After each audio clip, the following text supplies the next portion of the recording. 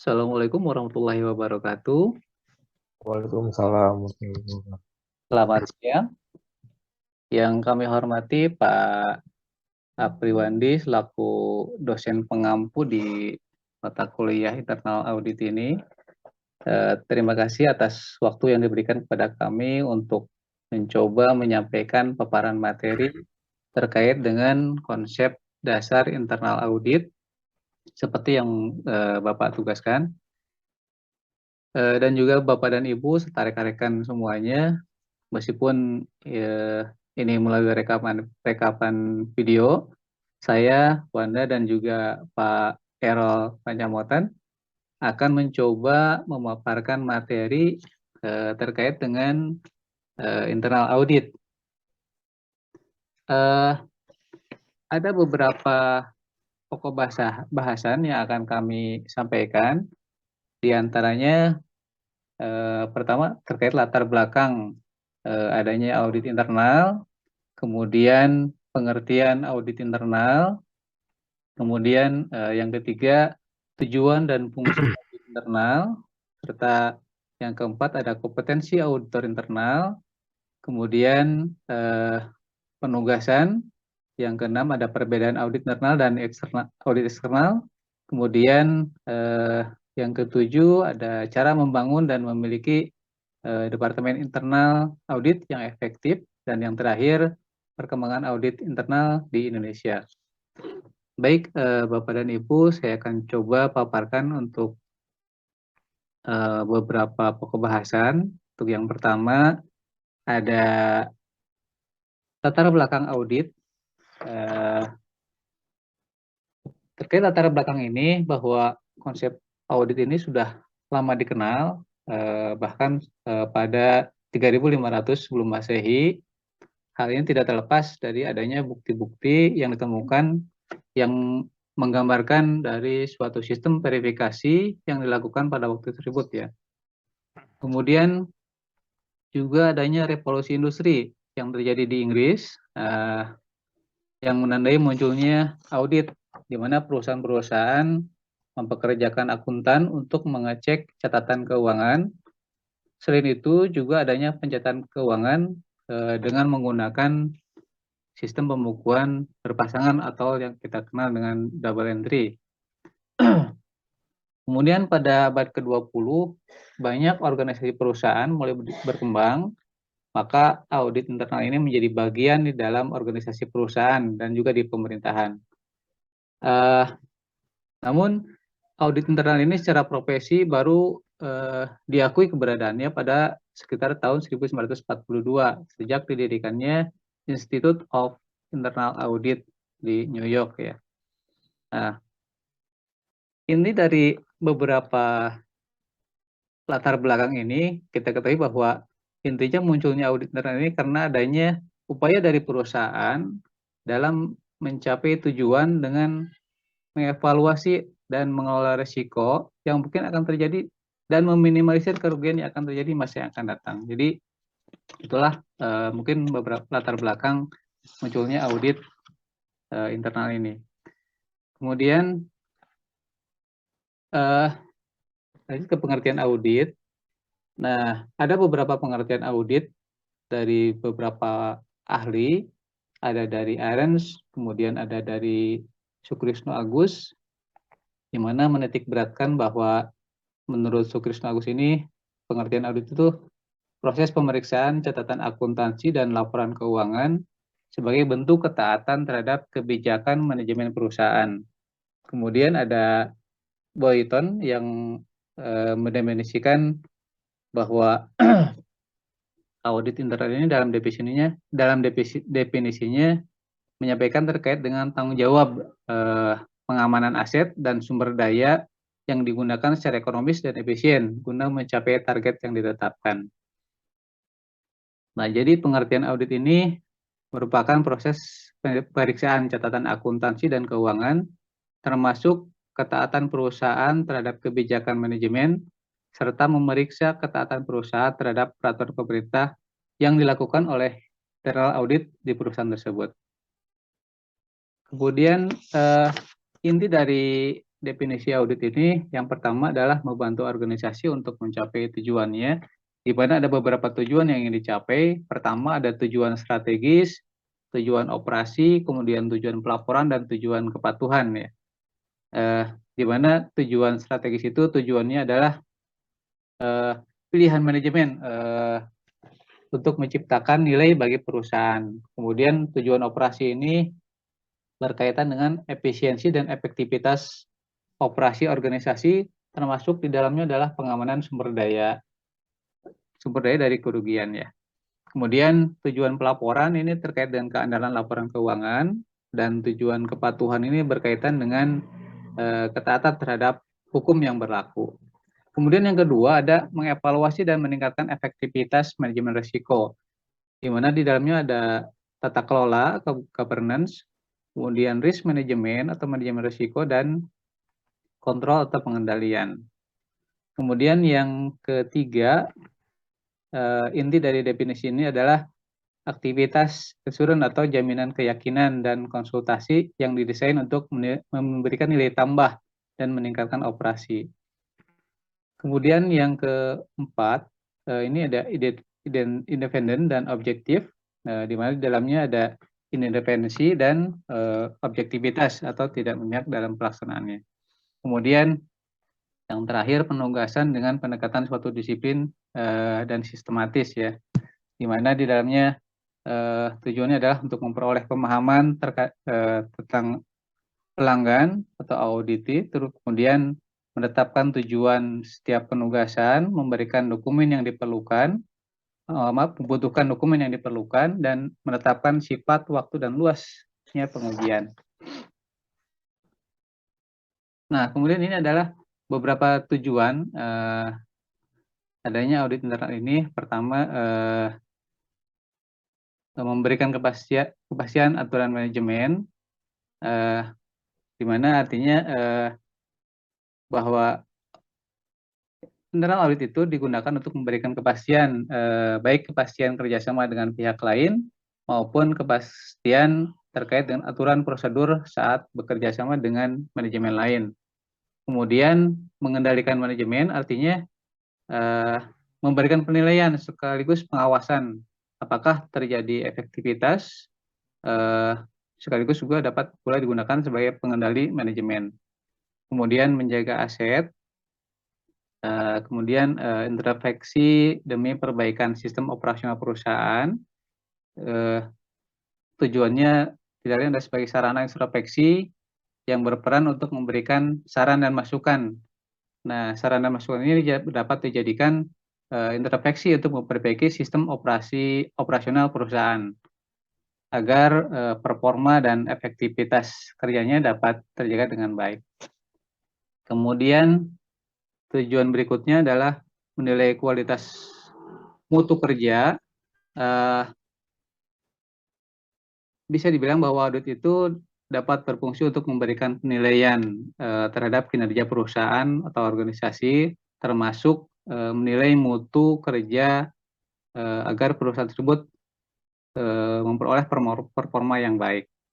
Kemudian mengawasi olahan data, artinya karena banyak transaksi yang banyak, maka audit internal ini dapat digunakan untuk mengawasi dan mengolah data perusahaan agar tetap dapat dipertanggungjawabkan.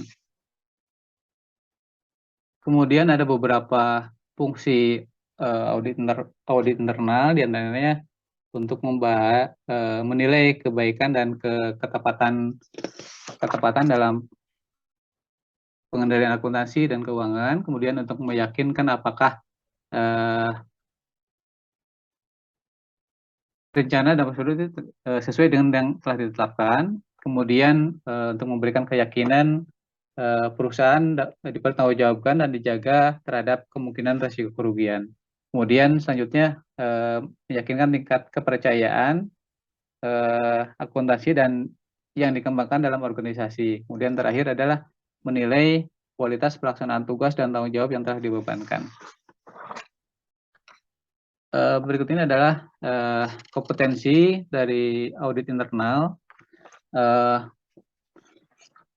Yang pertama secara umum yaitu mampu melaksanakan tugas berdasarkan pengetahuan, kecakapan, dan pengalamannya, kemudian melaksanakan tugas dengan mematuhi standar profesi yang telah ditetapkan, kemudian meningkatkan kemahiran profesional secara kontinu dan berkelanjutan.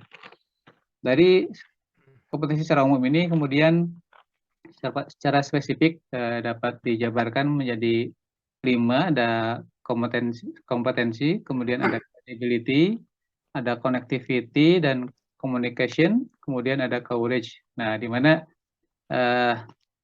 kompetensi ini artinya keahlian dan pengetahuan yang memberikan nilai tambah pada assurance dan consulting ya. Kemudian credibility artinya kemampuan untuk menginspirasi kepercayaan pada kompetensi dan integritas. Sedangkan connectivity itu artinya kemampuan untuk memahami kebutuhan dari setiap pemangku kepentingan. Dan communication artinya metode penyampaian terkait informasi baik secara lisan maupun tertulis dan mendengarkan pihak-pihak yang dilayani. Dan yang terakhir, courage itu artinya mampu mempertahankan independensi dan objektivitas yang dilaksanakan.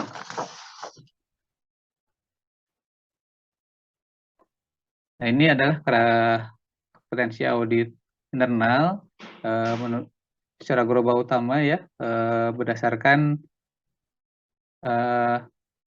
Institute of Internal Auditor, di mana ada 10 poin. Yang pertama ada profesional etnik, artinya mampu mengembangkan iklim etika dalam organisasi. Kemudian ada internal audit manajemen, di mana meliputi diantaranya adalah menganjurkan nilai tambah dari audit internal, kemudian mengolah sumber daya audit, dan membantu mengembangkan peningkatan profesional lainnya. Kemudian ada apply the International Professional Practice Framework, IFPF. Nah, ini meliputi memberikan contoh pengembangan kualitas yang terus-menerus dari aktivitas audit internal. Kemudian ada Government Risk and Control. Nah, ini meliputi aplikasi kerangka tata kelola, manajemen risiko, pengendalian dan pada aktivitas audit. Kemudian bisnis argumen ini meliputi tiga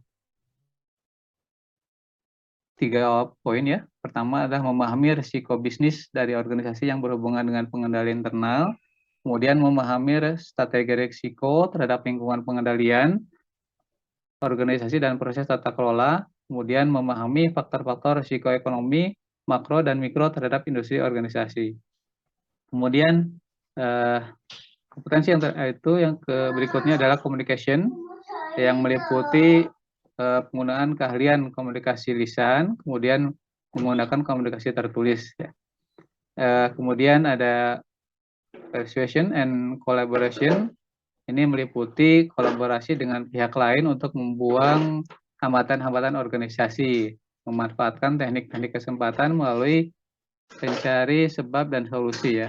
Kemudian menunjuk kepemimpinan yang efektif dan mencapai hasil yang diinginkan.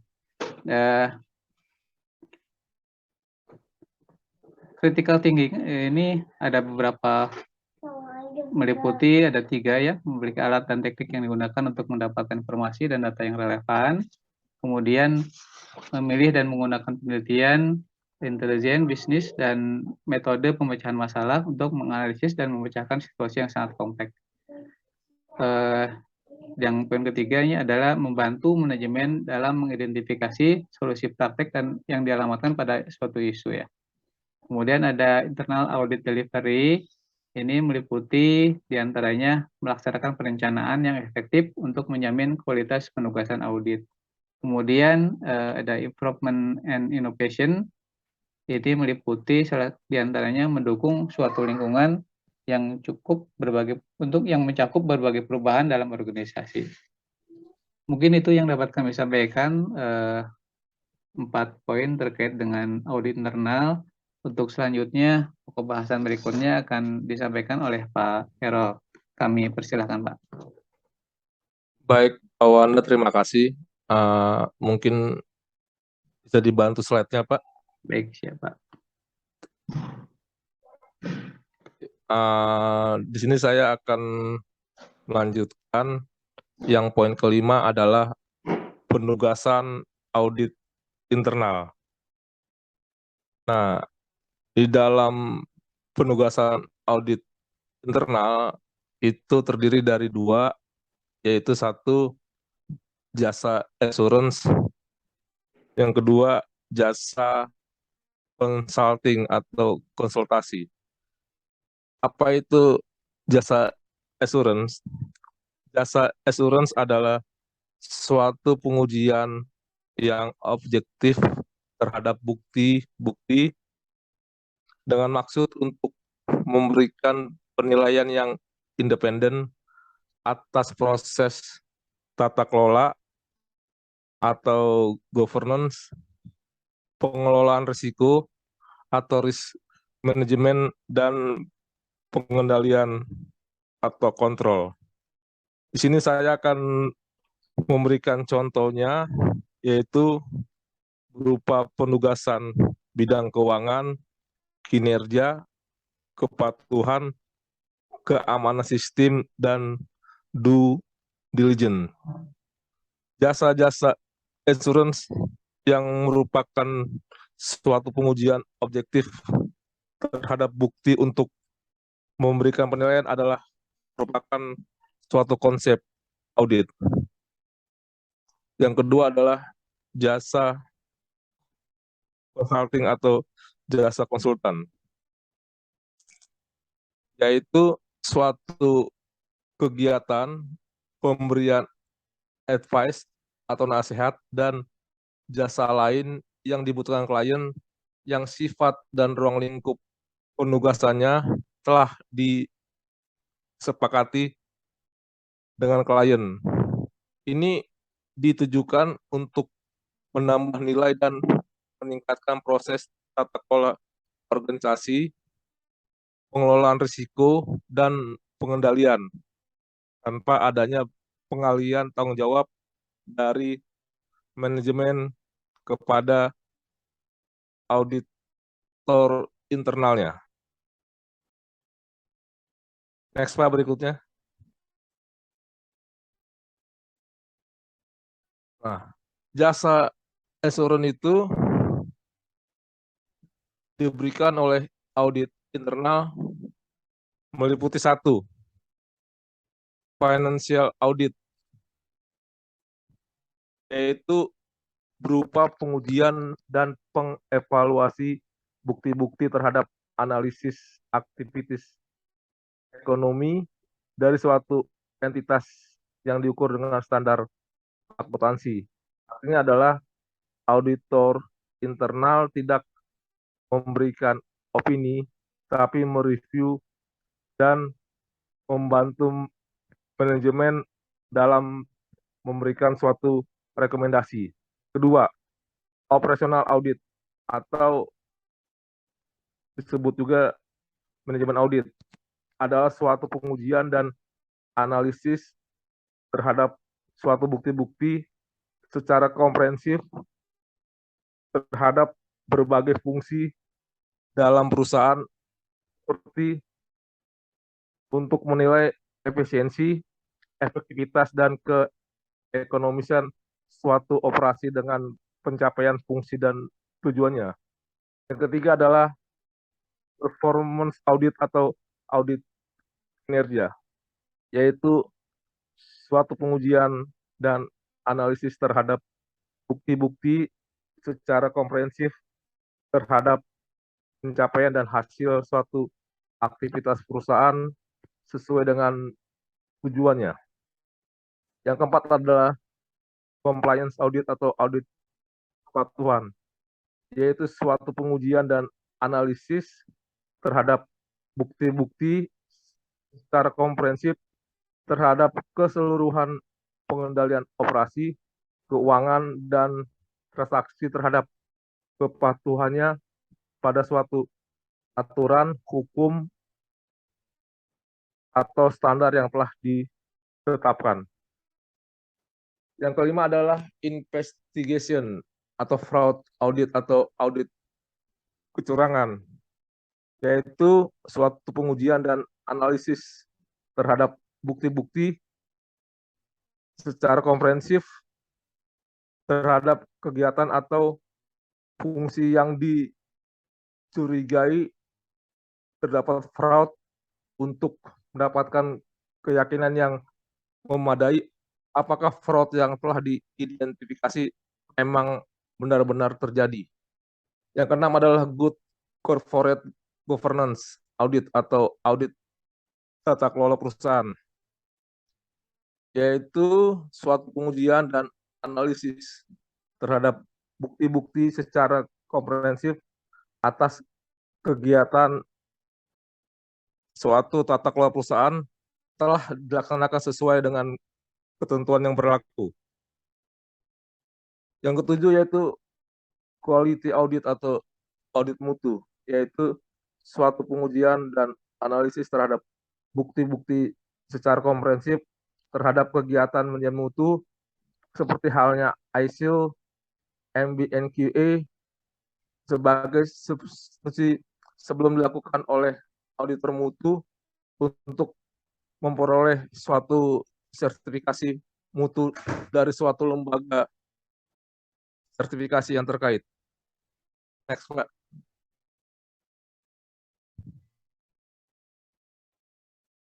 Yang kedua adalah jasa konsultasi.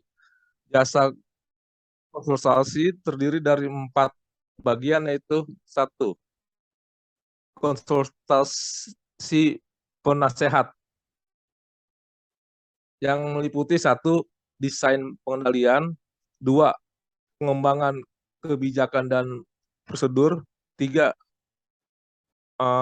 Proyek yang berisiko tinggi, 4. Gangguan keamanan terhadap kelangsungan usaha, 5.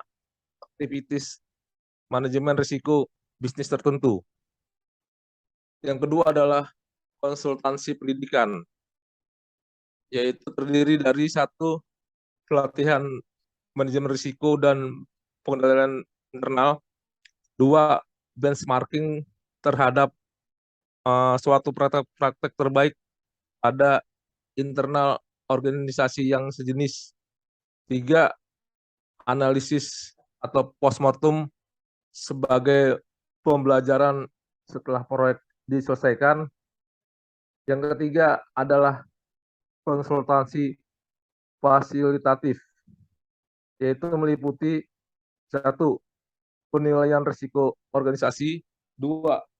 Penilaian sendiri pengendalian manajemen, 3. Memfasilitasi satuan tugas yang mendesain prosedur dan pengendalian suatu bidang yang berubah secara signifikan, 4. Berperan sebagai penghubung antara manajemen dari pihak eksternal mengenai hal-hal pengendalian, 5. Memfasilitasi diskusi postmortem suatu sistem atau proses yang terhenti. Yang keempat adalah konsultansi campuran, yaitu suatu kegiatan campuran atau gabungan antara assurance dan consulting. Hal ini harus diwaspadai karena akan berakibat pelanggaran independensi auditor internal. Contohnya yaitu audit internal digunakan untuk merancang suatu prosedur pengendalian, kemudian ditugaskan oleh manajemen untuk mengaudit suatu prosedur pengendalian yang dirancangnya sehingga ada benturan kepentingan yang menjadikan auditor internal tersebut tidak independen. Pak.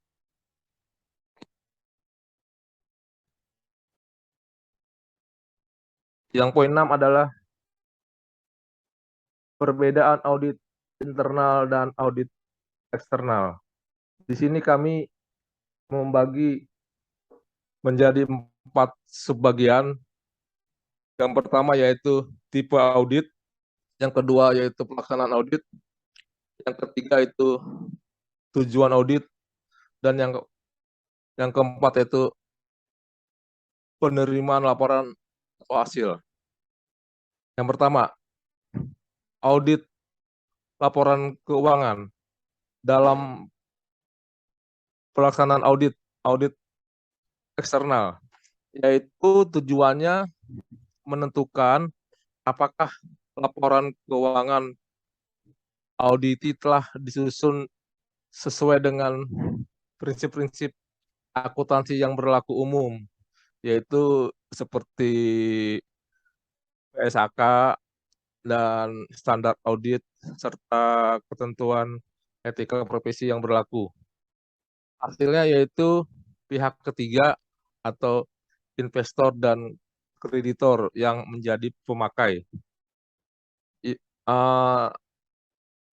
Tipe audit kedua yaitu audit kepatuhan. Auditor eksternal atau auditor internal. Tujuannya yaitu menentukan tingkat kepatuhan suatu entitas terhadap hukum, peraturan, kebijakan, rencana, dan prosedur. Yang menerima laporannya yaitu manajemen entitas atau pihak internal manajemen dan pihak-pihak lain seperti pemerintah dan sebagainya. Yang ketiga yaitu tipe audit internal, di mana dalam pelaksanaan audit audit internal, di mana yang menjadi pelaksanaan audit adalah audit internal tersebut, yaitu dengan tujuan audit sebagai berikut. Satu, menilai suatu keandalan laporan keuangan. Yang kedua, menentukan tingkat kepatuhan suatu entitas terhadap hukum, peraturan, kebijakan, rencana, dan prosedur. Yang ketiga, menilai pengendalian internal organisasi. Yang keempat, menilai efisiensi dan efektivitas penggunaan sumber daya. Yang kelima, program peninjauan terhadap konsistensi hasil dengan tujuan organisasi. Penerima laporan tersebut adalah manajemen dari entitas yang bersangkutan atau dari internal manajemen tersebut. Yang keempat adalah tipe audit operasional atau manajemen. Yang menjadi pelaksana audit adalah bisa auditor eksternal maupun auditor internal. Dengan tujuan audit yaitu menilai efisiensi dan efektivitas penggunaan sumber daya, di mana penerima laporannya adalah manajemen dari entitas yang bersangkutan, baik itu direksi maupun komisaris suatu perusahaan. Next, Pak. Yang ketujuh yaitu cara membangun dan memiliki departemen internal audit yang efektif. Di sini saya membahas mengenai suatu cost benefit yang dikeluarkan,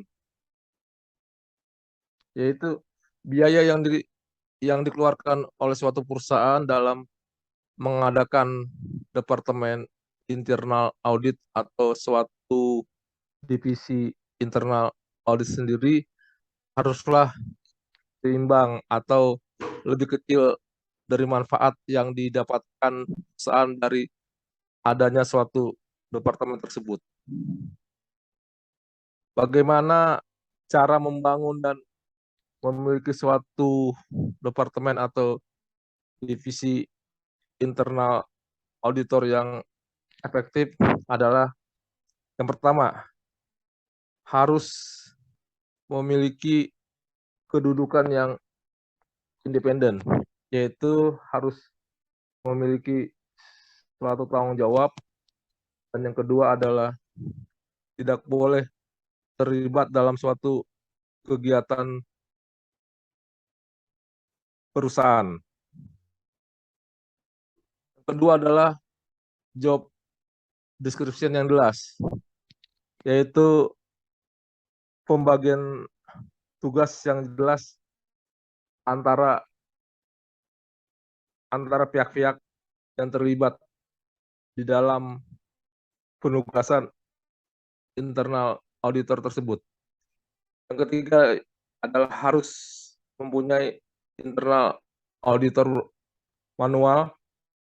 Dan yang keempat atau yang terakhir adalah harus ada dukungan dari manajemen teratas atau dari direksi dan dari komisaris.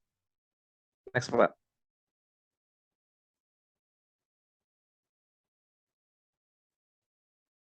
Oke, yang ke-8 yaitu perkembangan audit internal di Indonesia.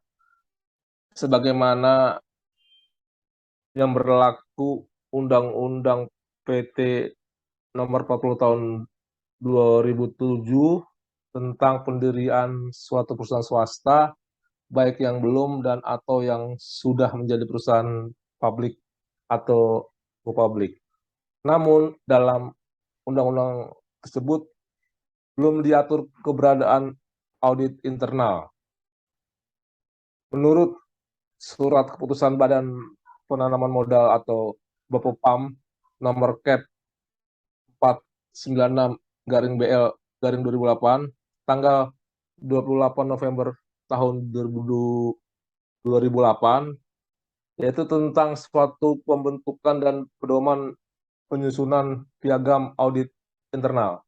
Sedangkan bagi perusahaan yang belum terbuka atau go public, tidak diwajibkan memiliki audit internal. Audit internal dalam suatu pemerintahan atau aparat pengawasan intern pemerintahan disebut APJP. Menurut Peraturan Menteri Pendayagunaan Aparatur Negara nomor Per/M-PAN/03/2008 tanggal 31 Maret 2008. Next, Pak. Next, Pak.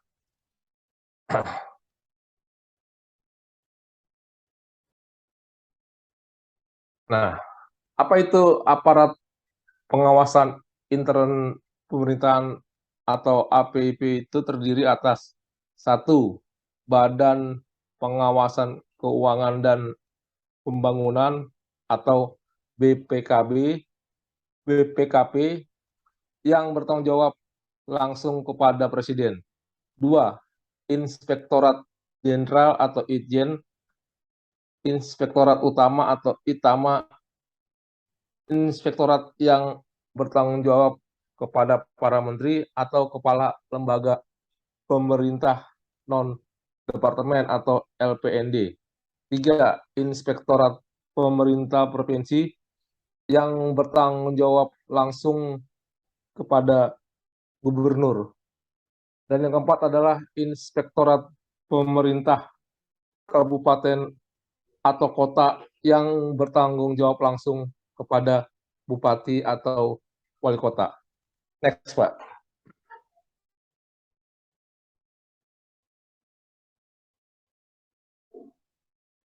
Di sini saya dapat menarik suatu kesimpulan, yaitu 1.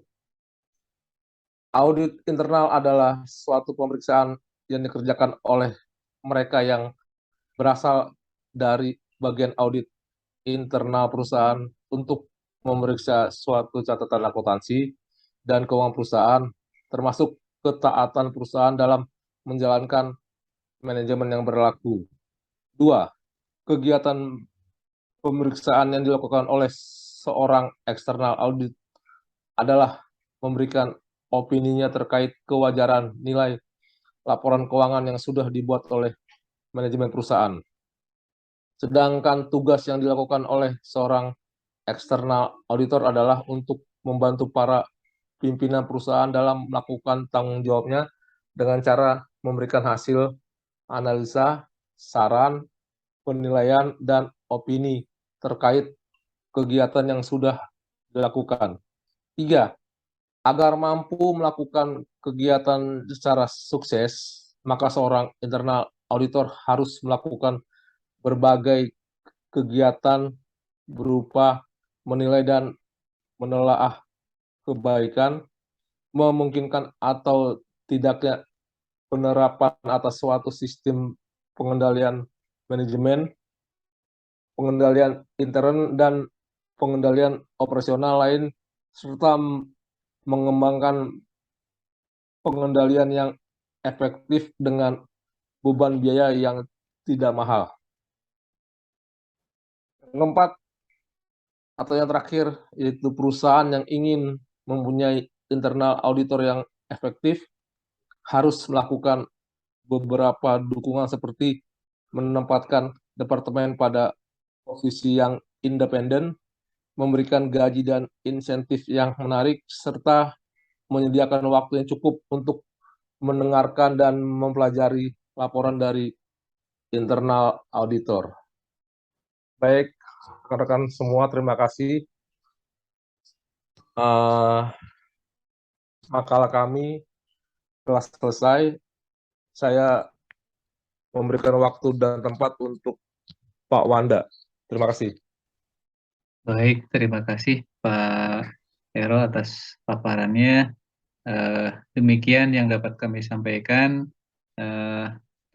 Mohon izin mungkin apabila ada hal-hal yang kami sampaikan ada yang kurang tepat, kami mohon izin Pak Wandi mungkin dapat memberikan koreksi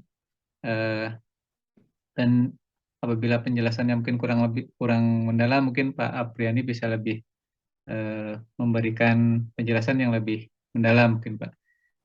Baik, teman-teman dan rekan-rekan semuanya, apabila ada pertanyaan, mungkin nanti kita dilanjutkan melalui forum diskusi, dan kami beserta Pak Erol mengucapkan terima kasih. Mohon maaf apabila ada apa yang kami sampaikan ada hal yang kurang tepat. Demikian yang dapat kami sampaikan. Terima kasih. Assalamualaikum warahmatullahi wabarakatuh. Selamat siang.